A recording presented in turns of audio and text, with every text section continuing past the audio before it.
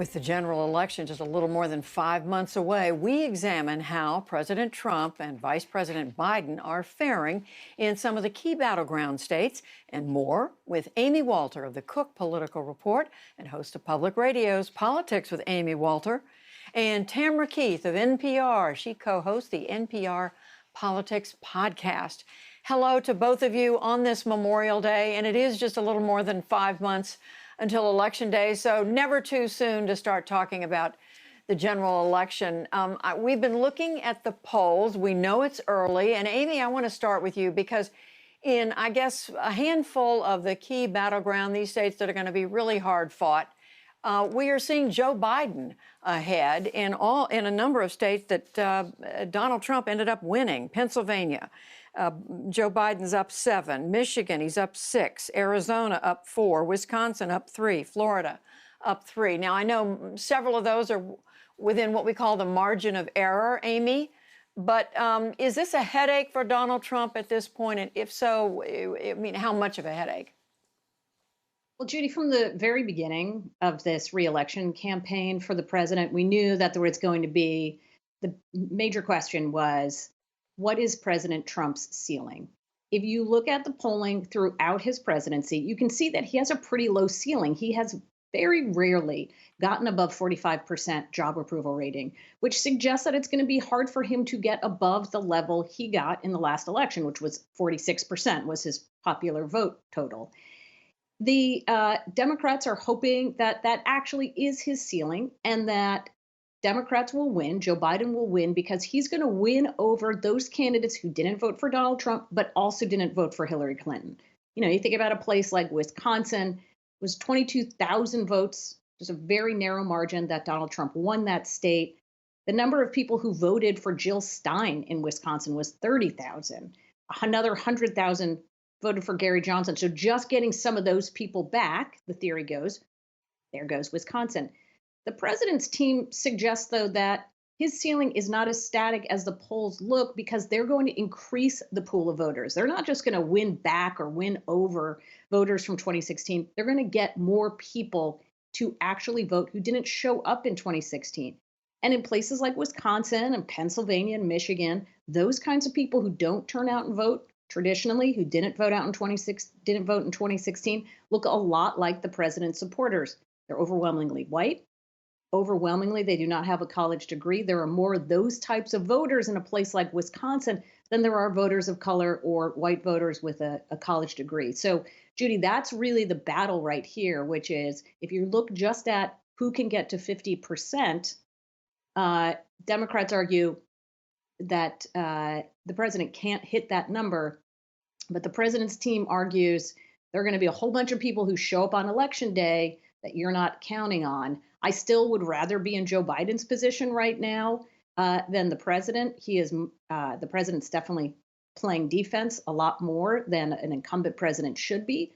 But that's what we're going to be watching as we go through this campaign.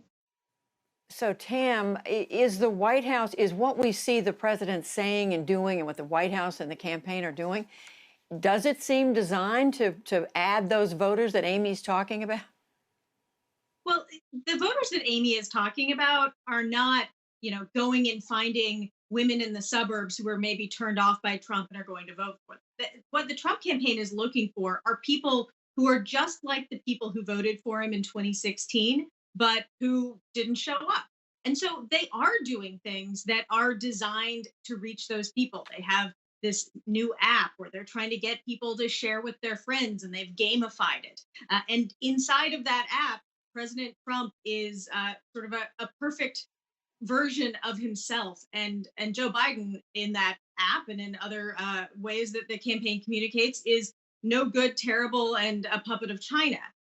So, in terms of what they're doing to reach people, they're absolutely, as one Democratic consultant put it, trying to keep them outraged so they stay engaged. Then on the other side of the ledger, they are going after former Vice President Biden. They've been running ads in swing states, going after him on China, as week on China. And also, they've really been outspending him in social media ads as well, including jumping on his remarks on the Breakfast Club that offended some people, many people, jumping on those and already running Facebook ads promoting a T-shirt based on those remarks, and also putting videos out there showing people upset about what Biden said. Where he appeared to take the black vote for granted, and then later took it back and said that he had made a mistake, didn't mean to say that. But Amy, the president also is kind of venting over the weekend. I'm asking about who the voters is he's appealing to, because he's, tweeting about Joe Scarborough, the MSNBC television journalist who, there's nothing to this. It's completely uncorroborated. The president refers to somebody who died on his staff. President very critical of Nancy Pelosi and suggested she has a drinking problem, went after Stacey Abrams and her weight. The Georgia governor, the former Georgia legislator. Are these the kinds of things that do keep his base riled up and do bring in those other voters that he needs? There was a slogan on the Trump campaign in 2016, which is still the case today, which is just sort of let Trump be Trump. He is who he is. And I think voters have sort of priced that into their opinions of this president. But what he's doing that is really dangerous is he's putting out, as you said, these uncorroborated stories and conspiracies, which he's done for his entire career. But now he's doing it as president of the United States. And once they get out there and then they get picked up by traditional media outlets or people who are seen as more credible, it's hard for regular Americans to decide, well, which of these things is true and what's not. And so the more he stirs the pot, the more he makes it difficult for people to sort of pick out what's truth from fiction, what is a conspiracy versus something that actually really happened. The easier it is for him to make the case, as Tam pointed out, about how the system is rigged against him or how Joe Biden is really the bad one in this case.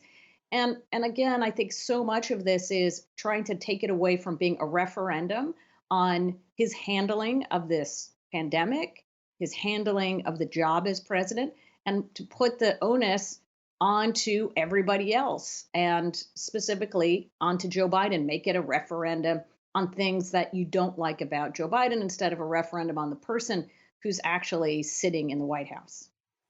Which is the question, Tam. I mean, this is a year, if ever a president was going to be judged on his leadership in crisis, this has to be it. And yet this is what the president is making noise about. Well, we're coming up on a really grim milestone of 100,000 deaths from the coronavirus. President Trump doesn't want to talk about that. I mean, he did have flags lowered to half-staff over the weekend to honor those victims and their families. But he doesn't want to talk about that. He wants to move on. He wants to say, all right, this is in the rearview mirror. Let's talk about, America is open for business. He's talking about the transition to greatness now. He has moved on. It's not clear that the rest of the country has moved on as the death toll continues to rise. But certainly these tweets are they don't set records actually in terms of the numbers. He was not off the charts in that way over the weekend, but he's clearly just throwing spaghetti against the wall. These subjects seem to be things that are far from what's at the center of most voters' mind and attention right now. On this Memorial Day, we want to thank both of you so much. Very good, as always, to have you with us. Amy Walter, Tamara Keith, we thank you. You're welcome.